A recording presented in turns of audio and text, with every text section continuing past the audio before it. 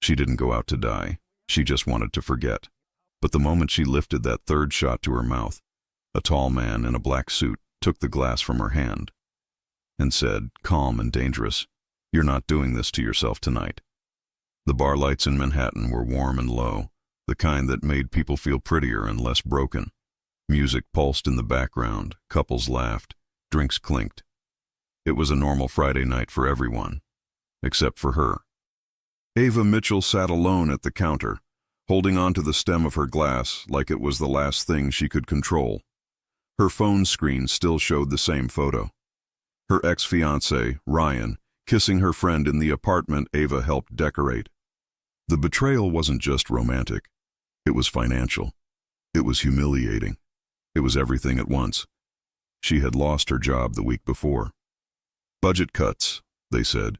She had deposits from the almost wedding she couldn't get back. She had rent due. And now she had no fiancé. So she did what a lot of broken people do. She went out to get drunk faster than her sadness could catch her. The first drink burned, the second numbed, the third was about to erase. That was when the wrong man saw her. "Rough night?" he asked, leaning too close. "Please don't be nice," she muttered. "I might start crying." He laughed like it was cute. "Then let me take you out of here." She was dizzy, and the room tilted. The bartender looked at her with concern, but other customers called him. The man took his chance and wrapped his hand around her arm. "Come on, sweetheart. Fresh air." She didn't like the way he said sweetheart. She tried to pull away, but alcohol made her slow. Then everything stopped. "Let her go." The voice came from behind them. Low, steady, not loud. But it was the kind of voice people obeyed before even turning around. The man in the black suit, tall, dark hair, expression carved in stone, stepped between Ava and the stranger like he had every right to. His suit was too elegant for a normal night out. His eyes were too focused. The other guy lifted his hands. "I was just helping her." "No," the man in the suit said. "You were helping yourself. Now leave." He didn't argue. He didn't dare. He just disappeared into the crowd. Ava blinked, trying to see straight. "I didn't need—" "Yes, you did," the man said. "Sit." He handed her a glass of water and signaled the bartender. Her tab, and cancel the last drink. The bartender nodded quickly. People respected him, or feared him. Ava stared. "Who are you?"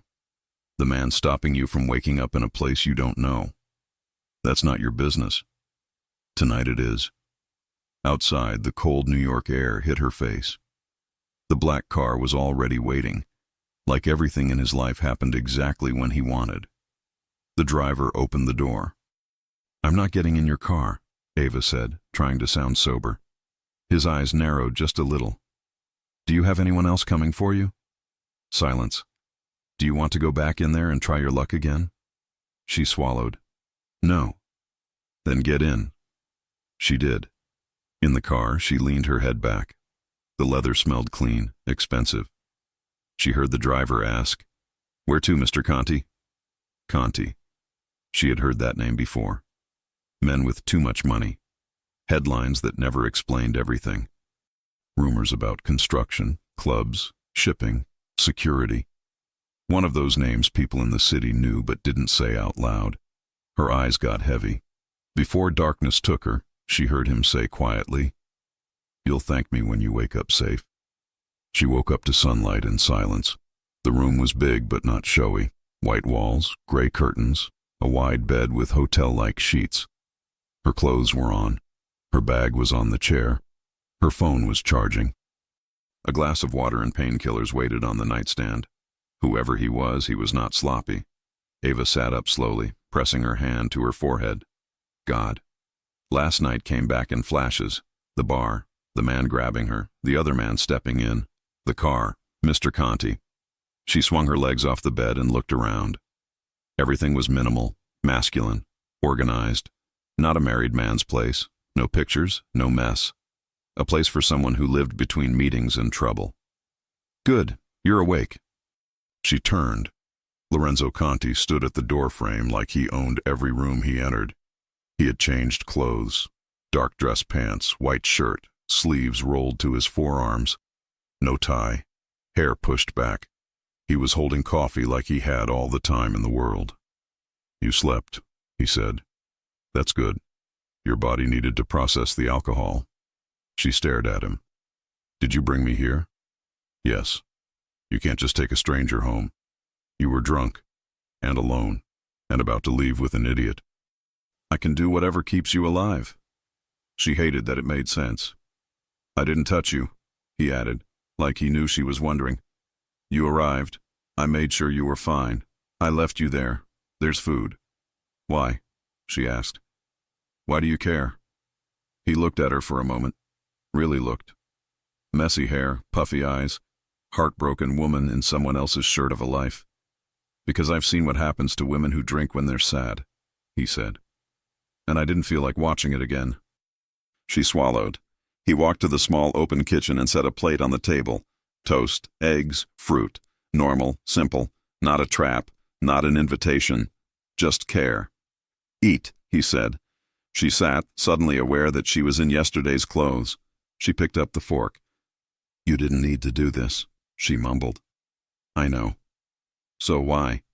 "Because I was there." He grabbed his phone from the counter. "What's your name?" "Ava. Ava Mitchell." He nodded like he was adding it to a file in his head. "Do you live far from Midtown?" "East Village." "Alone?" "Yes. You ask a lot of questions for someone I don't know." "I ask enough to know if you're going to get in trouble again today." She put the fork down. "Look, last night was bad. I don't usually do that." "I believe you," he said. "Pain makes people stupid. You were hurting. You mixed alcohol with not eating. You made yourself vulnerable." His tone wasn't mocking. It was factual. Like he had seen that 100 times in his world of nightclubs, men with guns, girls with no one. Ava sighed. "It's been a bad week." "Your boyfriend?" "Ex-fiancé." He tilted his head. "He left you?" "He cheated. With someone I trusted." The words hurt coming out. "And he left me with wedding costs I can't pay now. And I lost my job. So yeah, it was a bad week." For the first time, something shifted in his face. Not pity. He wasn't the type. But recognition. Betrayal and money. That was a language he understood. "What's his name?" he asked. She frowned. "Why do you need to know?" "Because I just got a call about a man who was at the same bar last week trying to make a deal with the wrong people." "If it's the same name, you're not just a heartbroken woman who drank too much. You're a target." Her heart skipped. "His name is Ryan. Ryan Blake." Lorenzo froze. It was brief, but she saw it. "You know him," she said slowly. "I know people he shouldn't have talked to," Lorenzo replied, voice lower now. "And if he used your name on anything, they won't care that you were not part of it." Ava stared. "Used my name? For what?" "Doesn't matter now," he said. "What matters is this. Go home, don't meet anyone he sends, don't answer unknown numbers, and don't tell people where you live." "That sounds extreme." "It's realistic." He walked to the door, then stopped and looked back at her. "You walked into my line of sight last night," he said. "That makes you my problem now." She blinked. "Your problem." "I don't like loose ends, and you are a very visible loose end." Before she could ask what that meant, he opened the door. In the hallway, a tall man waited. Dark suit, earpiece, watchful eyes. Lorenzo spoke to him in a low tone. "Marco. She's Ava Mitchell, East Village. Keep an eye. Discreet." "Yes, boss." "Boss." Ava's chest tightened. This wasn't just a rich man. This wasn't just a guy with a nice car. This was someone people called boss in the middle of the day. She grabbed her bag and followed him out. The elevator ride was quiet. She could see the city through the glass. New York, busy, indifferent. Somewhere down there, her small apartment waited. Her unpaid bills waited. Her broken plans waited. At the lobby, he turned to her. "You have my number," he said. "Use it if anyone asks about Ryan." She crossed her arms. "You talk like it's sure that someone will." "It is." "Why?" "Because he owes." Lorenzo said simply. And men who are cowards don't pay with their own skin. They pay with people around them. That hit her harder than the hangover. So, they'll come for me? She asked, voice smaller now. He didn't sugarcoat it. If they think you're still connected to him, yes. He opened the building door for her like a gentleman, but the look in his eyes said he was anything but. Go home, Ava, he said. Lock your door, and don't drink alone again. She stepped out to the sidewalk. The wind cut through her jacket. When she turned back, he was already inside, talking to Marco, giving orders. Ava walked away, heart pounding. She had gone out to forget a man who betrayed her, and now she had been noticed by a man everyone else was afraid to betray. Ava thought that once she left his building, the whole thing would fade like a bad dream. It didn't. All the way back to the East Village, she kept replaying his words. Men who are cowards don't pay with their own skin. They pay with people around them. That line sat in her chest like a stone. She got home, locked the door, and leaned her forehead against it. Her apartment was small, a little messy, real. Not like his place, all glass and silence. Her bills were still on the counter. Her ex's box of leftover things was still in the corner. Her makeup from last night was still smudged. The humiliation was still there. She groaned and covered her face. I got drunk in front of a Mafia boss, she whispered to herself. Great life choices, Ava. She went to the bathroom, washed her face, took off the bar smell, changed into leggings and an oversized sweater, her normal life uniform. She made coffee. She stared at her phone. No messages from Ryan, no apology, no, I'm sorry I destroyed your life. Instead, there was a new number saved on her phone now, Lorenzo Conti. She almost deleted it, almost pretended she didn't need that kind of man in her contacts, but something in her said to leave it, just in case. While she tried to put her life back together, he was already working. Lorenzo entered his office in the penthouse, the one with dark wood, a city view, and no personal pictures. Marco was already there, tablet in hand. You found him? Lorenzo asked, taking off his watch and setting it on the desk. Yes, boss, Marco replied. Ryan Blake, 33. Finance. Fired 2 months ago. Heavy credit card debt. Tried to start a business, failed, and? He's been hanging around with Damian Ruzzo's people the last 3 weeks. Lorenzo's jaw tightened. Damian Ruzzo was not stupid, but he was messy. He ran his own crew in Jersey, always trying to push into the city. He loved using leverage. Women, houses, sick parents, anything he could pressure, he would. What did Blake want from Damian? Lorenzo asked. Money. Fast. But he didn't have collateral, so he listed assets. Assets, Lorenzo repeated slowly. What assets does a broke-fired cheater have? Marco swiped on the screen and turned it to him. Wedding venue contract, shared lease, joint vendor list. He put her name on everything. Her number too. Lorenzo stared at the screen for a long second. So the little drunk woman from the bar wasn't just a random girl making a bad decision. She was now a name in the hands of a man who loved to threaten people. He gave Damian access to her info? Lorenzo asked. Yes. And did Damian accept the deal? No, but he didn't delete the file either. That was enough.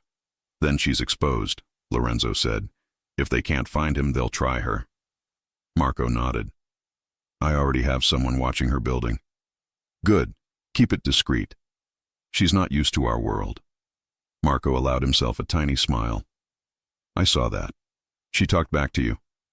Lorenzo smirked once. Yeah, she has no idea who I am. Maybe that's why you like her, Marco said. Lorenzo gave him a look that ended the subject. This is not about liking, he said. This is about cleaning up someone else's stupidity before it touches us. But even as he said it, he saw again how she looked sitting at that bar, trying to act strong, falling apart inside. He had seen women pretend before, but there was something honest in her pain. She wasn't playing him. She wasn't trying to get money. She was hurt. And someone hurt like that was easy to grab. He didn't like that. Get me everything on Blake, Lorenzo said. Where he's been staying, who he's been calling, and if Damian has sent anyone out today. I'll have it in an hour. Make it 30 minutes. Back in her apartment, Ava tried to distract herself with normal life. She cleaned. She put laundry in.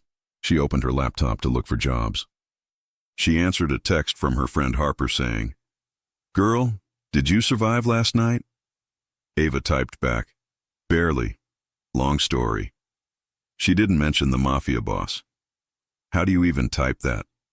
I got saved by a man people whisper about. Around noon, she went downstairs to grab mail. The building was old but safe enough. She knew her neighbors. The super said hi.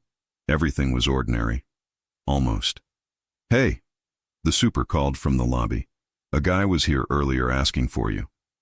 Ava froze. "For me?" "Yeah, tall, dark jacket. Said he was looking for Ryan first, then asked if you still lived here. I told him I couldn't give out info."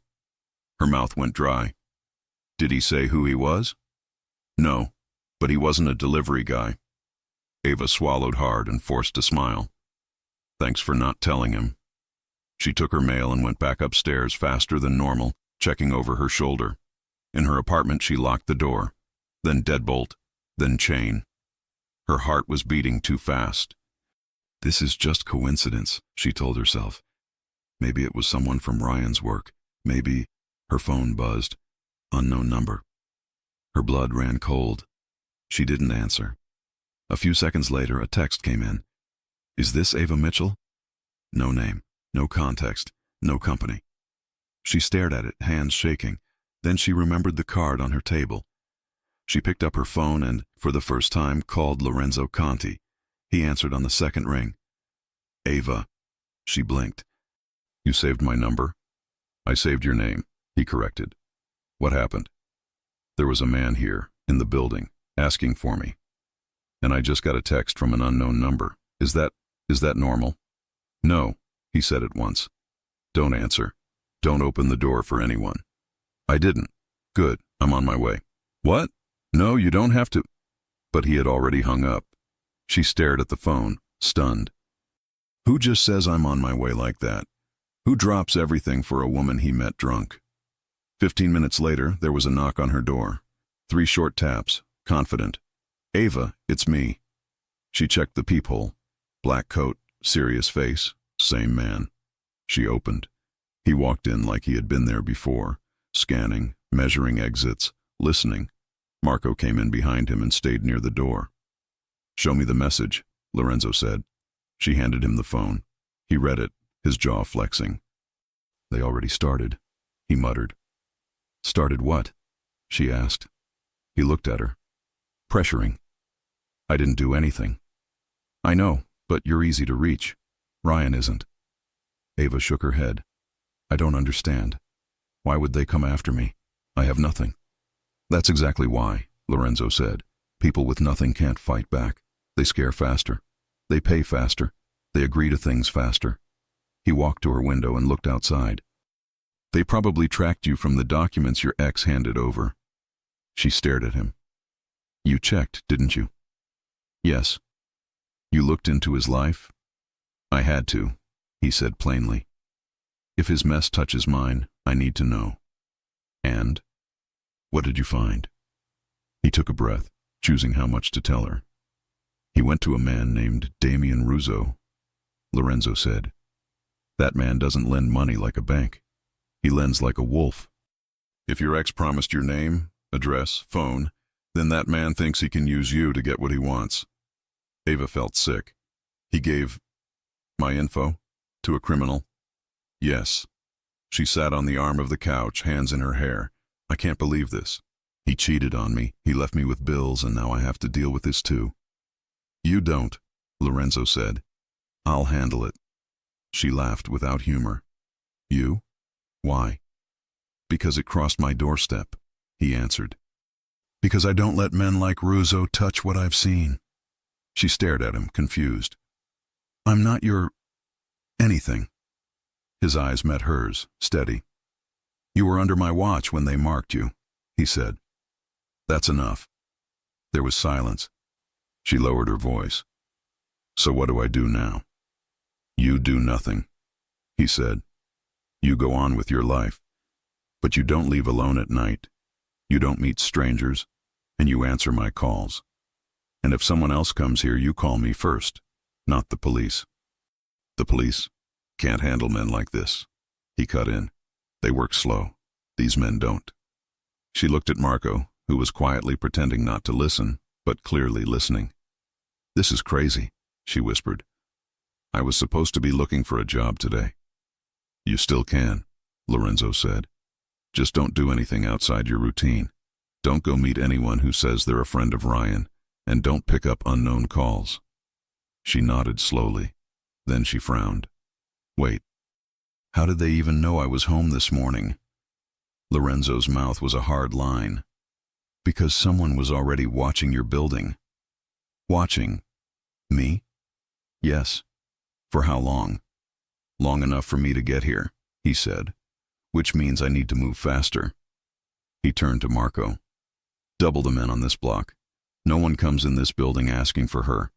If they do, I want photos. Got it. Ava stared between them. You talk like this is war. It can become one, Lorenzo said. If they think they can use you. She swallowed. And can they? Not while I'm involved. He said it like a promise. Not dramatic, not romantic. Just a statement from a man used to giving orders and having them followed. But for Ava, who had been abandoned by the man who was supposed to fight for her, those 4 words hit deeper than anything. Not while I'm involved. She pulled her sweater tighter. So, am I in danger right now? Yes. Great. He looked at her apartment again. The thin door, the old lock, the windows that didn't seal well. This place is not secure, he said. It's all I can afford. I didn't say move, he said. I said it's not secure. Then he looked back at her, eyes darker now. Pack a bag, he said. You're staying somewhere I can actually protect you. She stared. What? No, I can't just move in with you. I didn't say move in, he said. I said stay. Temporary. Until I clean this up. I don't even know you. You know enough, he said. You know I didn't touch you when I could. You know I brought you home safe. You know I'm the only one telling you the truth. That was the problem. He was. Ava hesitated. What will people think? He almost laughed. You think I care what people think? She didn't. She exhaled slowly. Fine. Just for today. For as long as I say. He corrected. Her brows lifted. You like control, don't you? I run a family, he said. Control keeps people alive. There it was again. The reminder that he wasn't a normal man. He wasn't just a rich guy helping a sad girl. He was a mafia boss securing a vulnerability. But for some reason, with him in her apartment, she felt safer than she had in days. She walked to her bedroom to grab clothes, makeup, basic things. As she threw them into a bag, she saw her reflection, eyes still tired, but calmer now. When she came back, Lorenzo was by the window, watching the street. He turned to her. One more thing. What? If anyone from your past calls you in the next days, he said, don't tell them where you are. Not friends of his, not his family, not even him. He's not going to call, she muttered. He might, Lorenzo said. Not because he cares, because he's desperate. She swallowed. What happens if I say no? She asked. To coming with me? Yes. He held her gaze. Then you stay here, and they come here, he said simply. And if they get to you before my men do, it won't be as polite as a text. Silence filled the room. That was the moment she understood. This was bigger than a bad breakup. Her ex hadn't just broken her heart. He had put her in the path of men who used fear as currency. She tightened her grip on the bag. Okay, she said. I'll go. Lorenzo nodded once, satisfied. He opened the door and signaled to Marco. Bring the car around. As they stepped into the hallway, Ava looked back at her apartment, her small, normal, messy life. She didn't know that by leaving it with him, she was stepping into a world where problems didn't get solved with apologies. They got solved with power, and she had just become the reason a mafia boss was getting involved. The black car slid through Manhattan traffic like it owned the road. Ava sat in the back seat, hands gripping her bag. Her stomach twisted, not just from nerves, but from the feeling that she had crossed a line she could never uncross. Outside, the city looked normal. People walked dogs, bought coffee, checked their phones. Inside the car, everything was too quiet. Lorenzo sat beside her, unreadable, scrolling through his phone. Marco drove, eyes always scanning the mirrors. Ava finally broke the silence.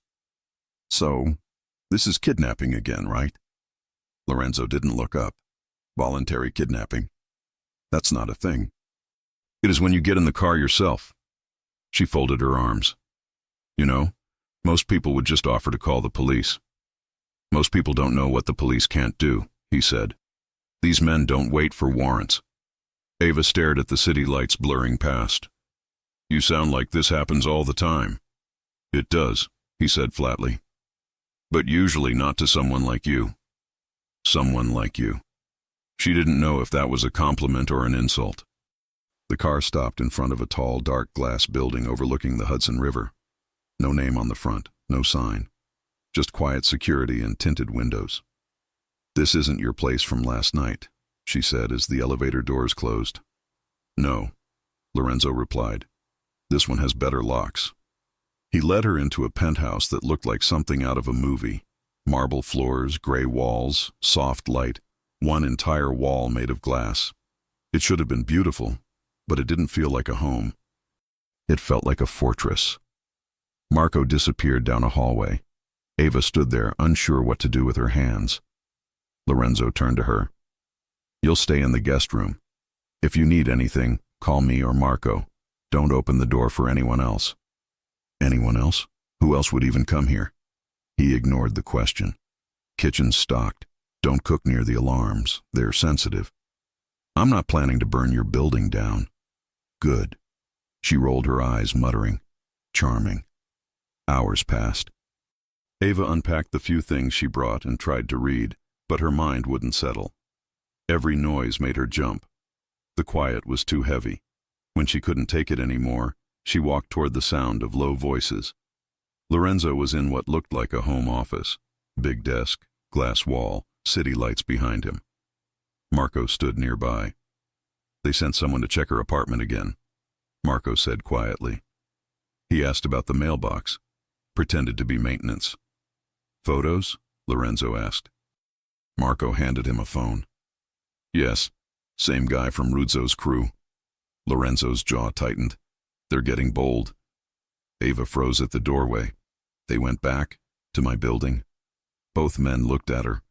Marco's expression softened slightly, but Lorenzo's didn't. "Yes," he said. "You made the right call coming with me." She crossed her arms. "I didn't really have a choice." "There's always a choice," Lorenzo said. "You just picked the one that keeps you breathing." That shut her up. For a while. Later, she found herself in the kitchen, standing barefoot, staring at the skyline. Lorenzo came in quietly, sleeves rolled up, still looking like control in human form. "You should try to sleep," he said. "I can't," she admitted. "It's too quiet." "You'll get used to it." "I don't want to get used to it." He opened the fridge, poured her a glass of water, and handed it to her. "Drink. You dehydrate fast when you're stressed." She took it, surprised at how normal he sounded. "You always take care of drunk strangers?" she asked. "No." "So why me?" He hesitated for a moment. "Because you didn't ask for this. Because you didn't deserve it." Ava looked at him carefully. "You say that like you know what it feels like." He gave a half smile that didn't reach his eyes. "Everyone deserves something. Some people just never get it." The silence that followed wasn't awkward. It was heavy, full of things neither of them wanted to name. The next morning, Ava woke to sunlight cutting through the glass wall. For the first time in weeks, she hadn't had nightmares. But she also didn't feel safe. Just suspended, like she was living in someone else's movie. She walked into the kitchen, wearing one of his spare shirts over her clothes, because her sweater smelled like the bar. Lorenzo was already there, coffee mug in hand, scrolling through a file. "Morning," she said. He nodded. There's breakfast on the counter. Do you ever say please? He glanced up. Not often. She rolled her eyes, but smiled anyway. You know, you're slightly less terrifying in daylight. Don't get used to it. He handed her a piece of paper. It was a list of names and phone numbers. What's this? She asked. People who called your phone in the last 48 hours. My tech traced them. You went through my phone. You gave it to me yesterday. For a second. He ignored her tone. 2 of the numbers belonged to Damien's men. Her stomach dropped. How do you even know that? Because I know every man he sends into the city. Why are you helping me? She asked again, voice low. Really? Because the moment Russo touches a woman to get to me, it's not business anymore, he said. It's personal. She blinked. Get to you? What does this have to do with you? He finally met her eyes. Your ex stole information that belonged to me. The room felt colder. What kind of information? Financial, sensitive. Illegal? She pressed. He gave her a long look. Don't ask questions you don't want the answers to. By afternoon, she started to realize how his world worked. Calls came in constantly. Men in suits arrived, murmured updates, left fast. He was calm, efficient, and terrifyingly respected. No one ever raised their voice around him. But when he looked at her, just her, something changed. Softer, slower, almost protective. At one point, she found him staring out at the city. Do you ever stop working? She asked. He didn't turn. When I do, someone dies. That's dark. That's reality. She walked up beside him, the skyline glowing orange. What happens if you fix this thing with my ex? Then you go back to your life. And you? I go back to mine. That simple? It never is, he said quietly. That night it rained. Hard. Ava couldn't sleep again. She walked out to the living room and found him there, still awake, jacket off, tie undone, watching the rain streak down the glass. You don't sleep much, do you? She asked softly. Sleep makes people sloppy. She hesitated, then sat across from him. You really think they'll come after me? They already tried. She shivered. You talk like this is normal. It is for me. I don't belong in this world. Then stay close to me until it's over. The way he said it made her chest tighten. It wasn't a threat. It wasn't a flirt. It was a promise. The power flickered once as thunder rolled outside. She jumped. He didn't move. Relax, he said. Backup generator will kick in. You have a backup for everything, don't you? He looked at her. Not everything. She held his gaze. What don't you have a backup for? He smiled faintly. People who make me forget why I started all this. Ava's heart pounded. Before she could say anything, Marco's voice came through the intercom. Boss. We have movement near the building. 2 cars. Same plates as Russo's men. Lorenzo's calm broke for the first time. He stood. Get the elevators locked. Cameras up. He turned to her. Stay here. Wait, what's happening? Trouble. She stood too. Lorenzo. He was already gone, moving like a man who'd done this 100 times. Ava ran to the window, but all she could see were headlights cutting through rain. 20 minutes later, he came back, soaked but composed. He ran a hand through his wet hair. They left, he said, testing the perimeter. Testing? They wanted to see if you were really here. She sank onto the couch. They know where I am. He nodded. They always find out. Her voice cracked. Then I'm not safe here either. He walked over, slow, deliberate. You are as long as I'm breathing. Ava looked up at him. The city lights reflected in his eyes, sharp and protective. For a second, she forgot to be afraid. You should sleep, he said quietly. Can you stop giving orders for 1 minute? She said, half smiling. No, he replied. That's how people die. She shook her head, smiling a little more this time. You're impossible. He leaned closer, his voice low. And you talk too much for someone under protection. Their eyes locked. The space between them felt alive. Then Marco's voice broke in again. Boss, Ruzzo's men are on the move. They just hit one of our warehouses. Lorenzo straightened instantly. Get the cars ready, he said. He turned back to her. All business now. You stay inside. Do not open that door for anyone except me. Where are you going? She asked. To remind Ruzzo that touching what's mine has a price. When the elevator doors closed behind him, Ava stood in the silence of the penthouse, heart racing. His last words echoed in her mind. What's mine? He had said it like a threat, but it felt like something else too. Something she didn't want to name yet. The next morning came gray and heavy, the kind of morning that warned something was about to break. Ava woke to silence again. The city below was already alive, but the penthouse felt distant, sealed from the world. Lorenzo hadn't come back during the night. She paced the living room, checking her phone even though she didn't have anyone to call. Her fingers hovered over his contact name more than once. No. She wasn't going to be the kind of woman who waited for a man to tell her she was safe. And yet, when the elevator finally opened and he stepped out, black coat, wet hair, tension in every line of his body, her breath caught before she could stop it. Are you hurt? She asked, voice smaller than she wanted. He shook his head. No, but someone else is. He walked straight to the counter, poured coffee, and didn't sit. There was blood on his sleeve. Ava stared. Is that? Not mine, he said. She swallowed hard. You were fighting? Handling a message, he replied, eyes cold. They needed to understand that you are not leverage. Her hands trembled. You killed someone because of me? I protected what's mine. She flinched. Don't say that like I belong to you. He turned, eyes sharp. Would you rather belong to them?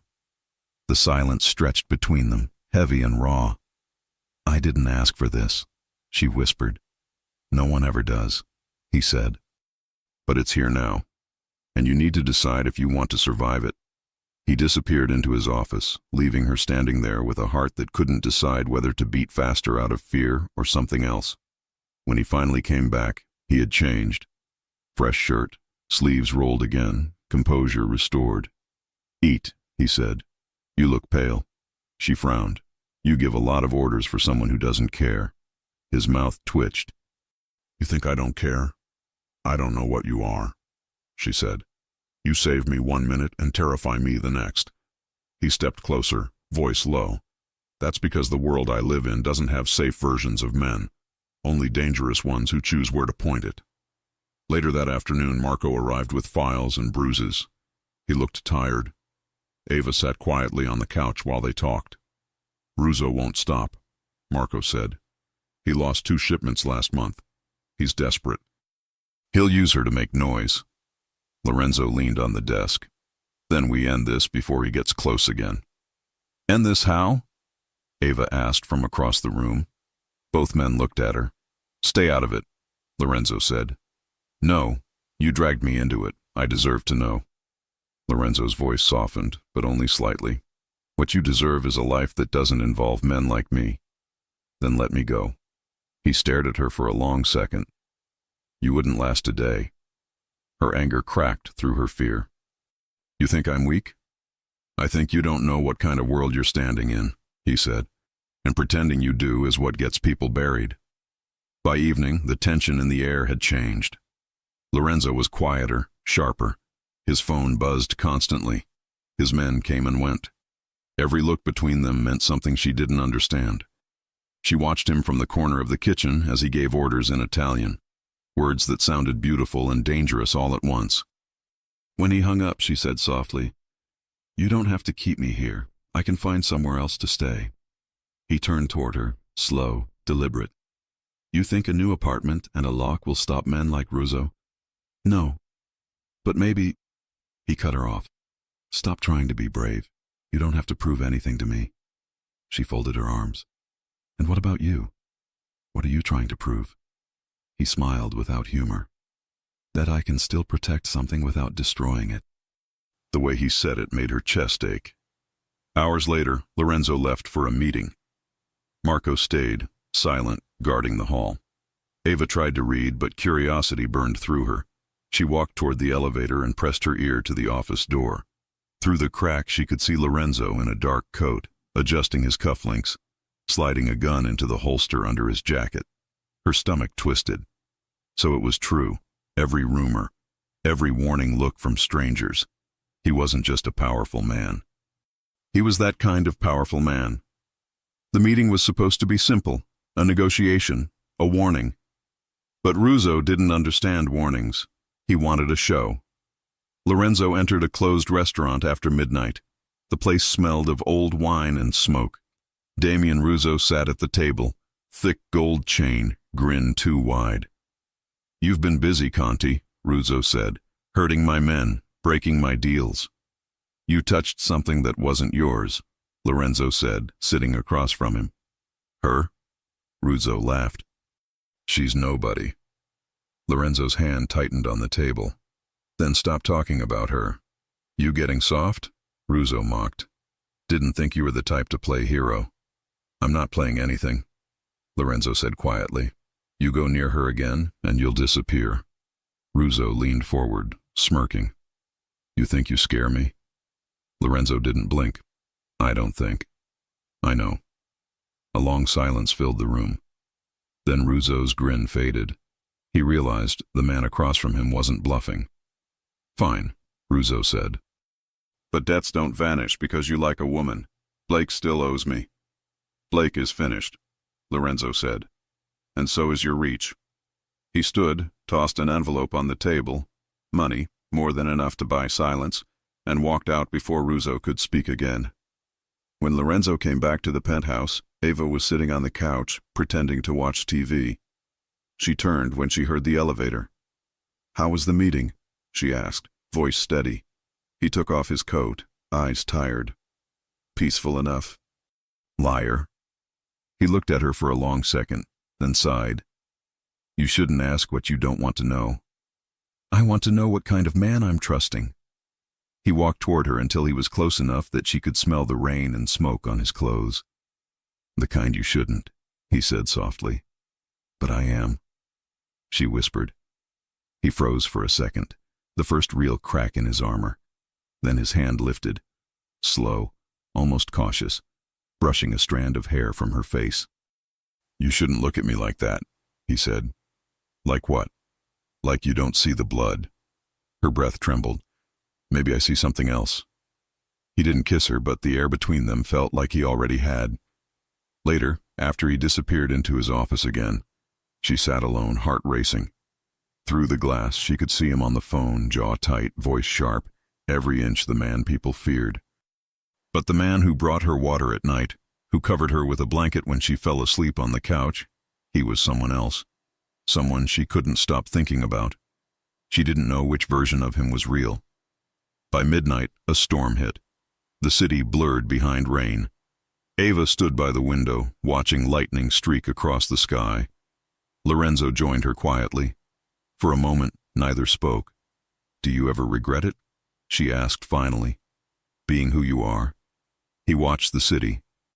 "Regret doesn't change anything." "It changes you," she said softly. "It makes you want better."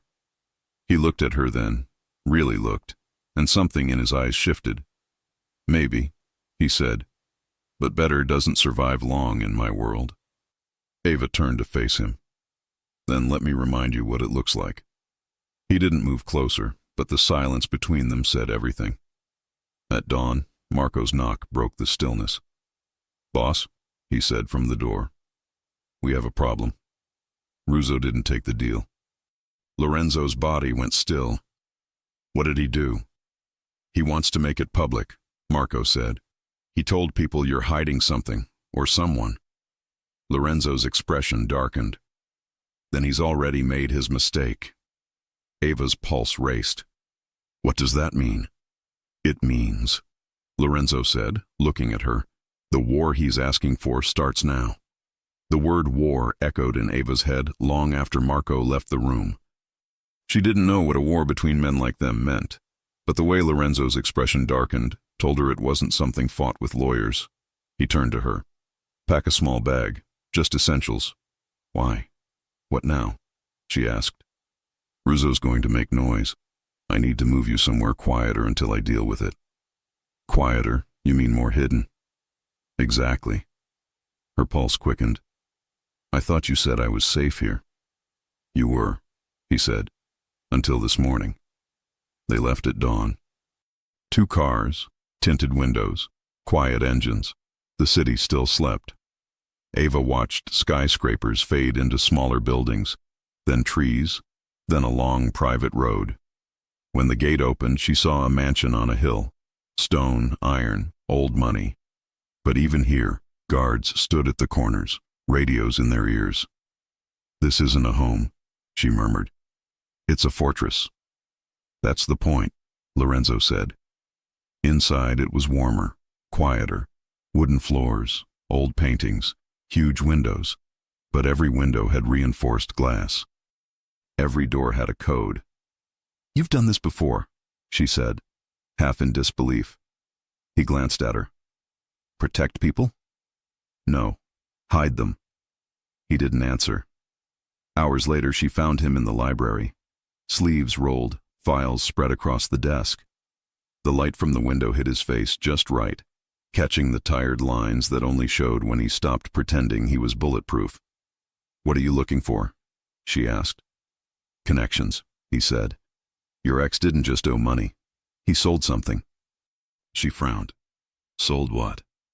Lorenzo didn't look up. Names, codes, contacts, things he had no right touching. For money? For greed, or maybe stupidity. But the problem is, he stopped, then handed her a paper. He used you to do it.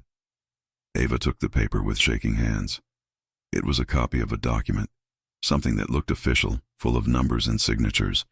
Her name was at the bottom, Ava Mitchell, co-signer. I never signed this, she said. I've never even seen this. I know. But Damien doesn't care about what's real. He cares about what he can use. Her throat closed. He forged my signature? Yes. And your name, was part of whatever he sold? Lorenzo nodded once. She sat down, shaking. So, because of him, I'm tied to all this. He leaned forward, voice calm but firm. Listen to me. You didn't do anything wrong. You're not part of this. He used you because he thought you were easy to forget. That's on him, not you. Her eyes filled. How do you even live in a world like this? I don't live, Lorenzo said quietly. I control, or I lose. For a long moment, neither spoke. Then Ava whispered, He's going to hurt you, isn't he? Lorenzo looked up.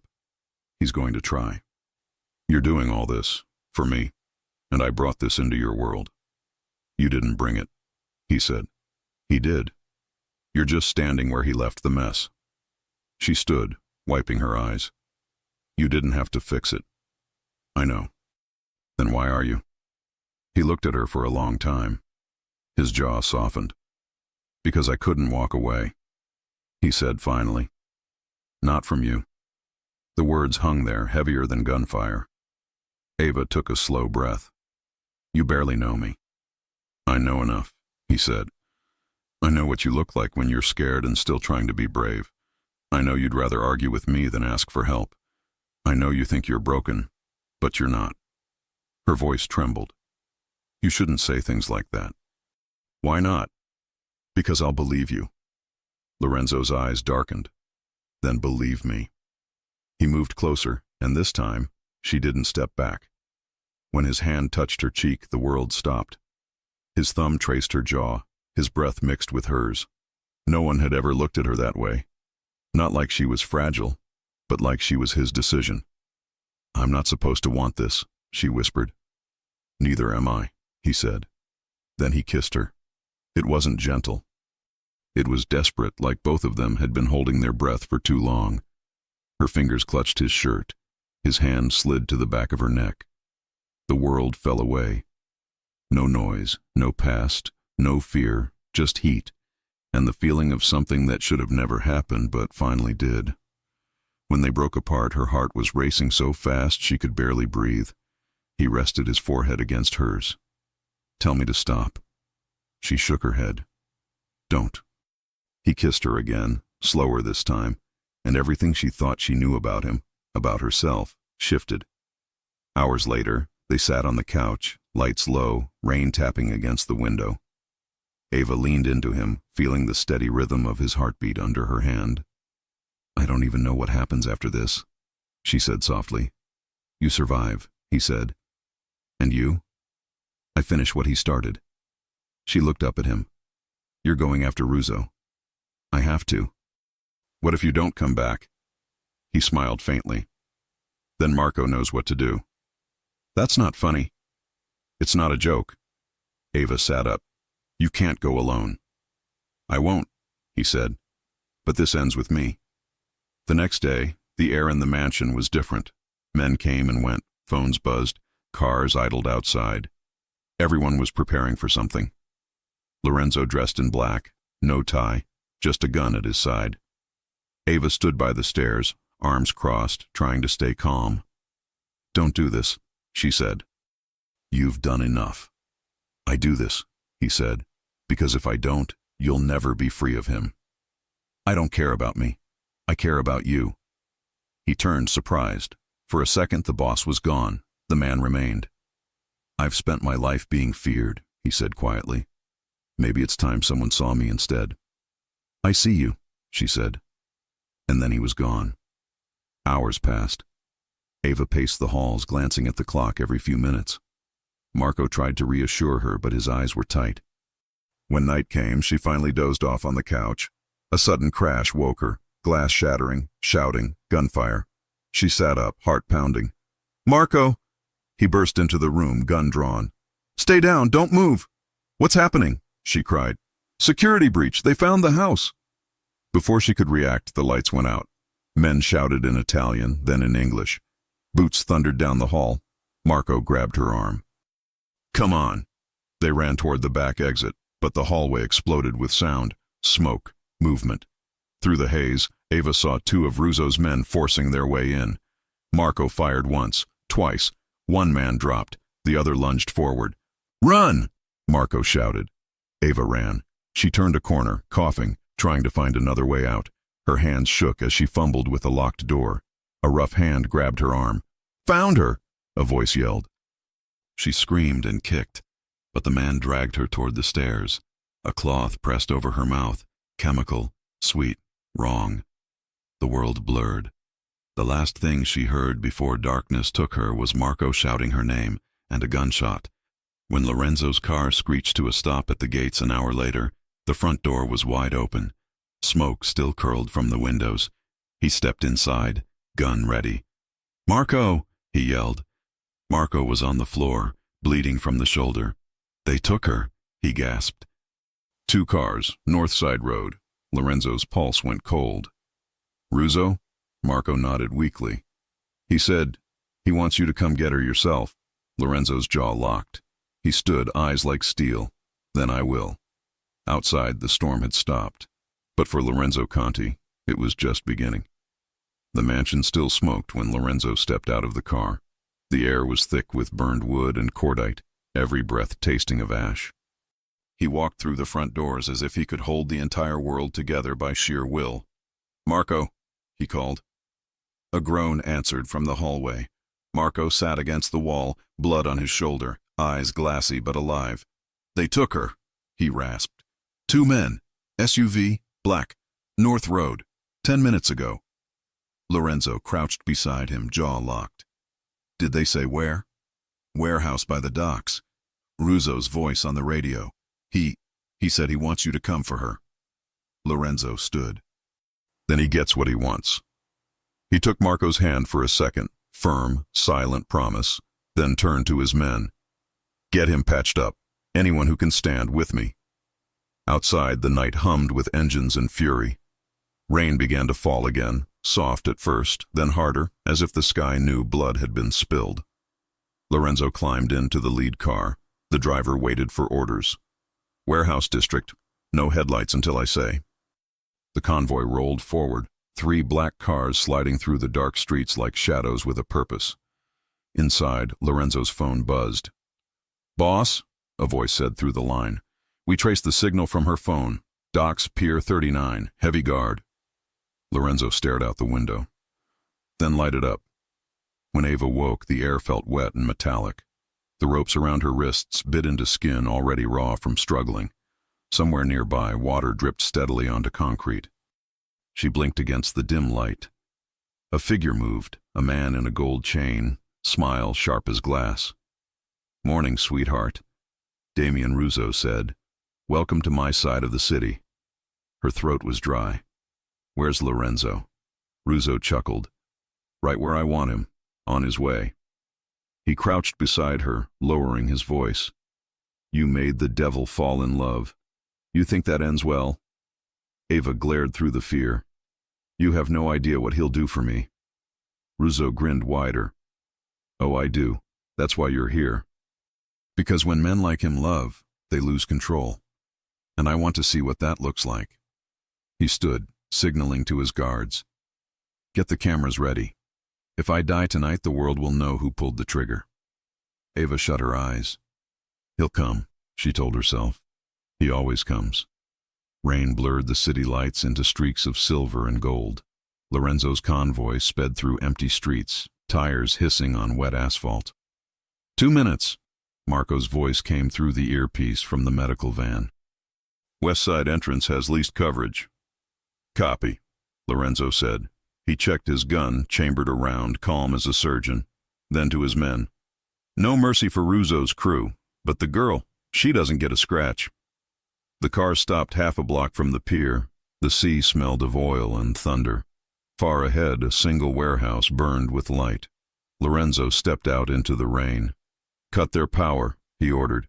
A muffled explosion answered seconds later. The building went dark. He started walking. Inside the warehouse, men shouted. Flashlights cut through darkness like nervous fireflies. Russo spun, gun raised. "Find him." Ava's heart hammered. "He's here." A shape moved through the shadows. Slow, precise, deadly. One by one, Russo's guards dropped before they could even shout. Then a voice from the dark. "Russo." Russo turned. The muzzle flash illuminated Lorenzo's face, calm, soaked, eyes burning blue-gray. 2 more shots, clean. The last guard fell. Only Russo and Ava remained. "Stop there!" Russo shouted, dragging Ava in front of him, gun to her temple. "Another step and she dies." Lorenzo's gun didn't waver. "Let her go. You can't have her. You don't get to walk away clean after what you've done to my business." "I don't walk away clean," Lorenzo said. "I walk away with her." For a heartbeat, neither moved. Then Ava twisted her wrist just enough. The rope around her hand slipped. Russo's aim faltered, one breath of hesitation. Lorenzo fired once. The bullet tore through Russo's shoulder. He screamed, dropped the gun, stumbled back. Ava fell free. Lorenzo was there before she hit the floor, pulling her into his arms. "It's over," he said. She clung to him, shaking. "You came. I always will." Behind them, fuel leaked from a broken drum, catching fire from a stray spark. Flames climbed fast, lighting the walls like sunrise from hell. He carried her out through smoke and rain, never looking back. They drove until dawn painted the sky pale gray. Ava sat wrapped in his jacket, staring out at the horizon. Her voice was soft. "You burned everything." "I burned the parts that needed to die," he said. Silence stretched between them, comfortable now. When the road curved toward the coast, she asked, "Where are we going?" "Somewhere quiet, somewhere no one knows your name, or mine." The cottage sat high above the sea, framed by cliffs and wind-bent pines. Lorenzo parked the car and opened the door for her. The rain had stopped, leaving the air cool and clean. When Ava stepped out, the ocean smell wrapped around her, salt, freedom, silence. Inside, the house was simple. White walls, a stone fireplace, 2 mugs on a wooden table. No guards, no noise. Only them. She stood near the window, watching waves break far below. "I've never been somewhere that didn't feel temporary," she said. "You are now," Lorenzo answered. "This place is yours as long as you want it." She turned. "And you?" "I'll stay until you tell me to leave." Ava smiled faintly. "That could be a long time." I hope so. The fire crackled, throwing gold across the room. Lorenzo poured 2 cups of coffee, his version of peace offerings, and handed her one. For the first time since the night they met, there was no danger behind his eyes, only exhaustion and something gentler. You saved me again, she said quietly. He shook his head. No. You kept me from turning into what Russo wanted me to be. That's different. They stood a long time without speaking. Then she set her mug down and stepped closer. You can stop protecting for one night, she whispered. He looked at her, jaw tight. I don't know how. She placed her hand over his heart. Then let me teach you. He drew a shaky breath, and something inside him finally broke. The tension, the armor, the fear of needing anyone. When he bent to kiss her, it was slow, almost cautious, as if he was learning language again. Her hand slid up the back of his neck, pulling him closer. The firelight painted them in amber and shadow. It wasn't desperate anymore. It was surrender. When his forehead rested against hers, he murmured, Tell me this isn't another mistake. She smiled through a tear. It's the first thing that ever felt right. They didn't speak after that. Only the sound of rain returning softly against the windows, and 2 heartbeats finding the same rhythm at last. Outside, the sea kept roaring, but inside, the world finally stilled. 1 year later, spring sunlight spilled across the same cliffs, brighter now, gentler. The cottage had changed. Flowers in the windows, books stacked by the door, laughter instead of silence. Ava stood on the porch, barefoot, a mug of coffee in her hands. Down by the road, Lorenzo was teaching a neighbor's kid how to fix an old motorcycle. He looked up when he felt her watching. That same faint smile, the one he never used to know he had, crossed his face. He walked up the hill toward her, wiping grease from his hands. You're staring, he teased. Just checking you didn't turn back into the scary version, she said. He grinned. That one only comes out when you're in danger. So never again, she said. Never again. They sat on the porch steps, watching the sea. Do you miss it? She asked after a while. The power. The control. He thought for a long moment. I used to think control kept me alive. Now I think it just kept me alone. Ava rested her head on his shoulder. You're still a little terrifying, you know. I try. They both laughed. Soft. Real. The wind carried the smell of salt and roses. In the distance, the city shimmered faintly, but it no longer owned either of them. Lorenzo took her hand. You ever regret that night, the bar? She looked at him, eyes warm. If I hadn't gone too far, I never would have met you. He nodded slowly. Then maybe it was worth every wrong turn. A gull cried overhead. The tide rolled in, whispering against the rocks like a promise. Ava leaned closer. What do you think we call this part of our story? He smiled. The part where it finally makes sense. The night she tried to forget her life, he stopped her from destroying it. And somewhere between danger and redemption, they both discovered what love is supposed to feel like. Not safe, not perfect, but real. If you enjoy stories like this, take a moment to subscribe to the channel. That's how I'll know you truly liked it. Even if you're watching on your TV, grab a second to join this family of fans who love emotional and heartfelt stories. Your support means everything, and it helps us bring you even more tales like this one.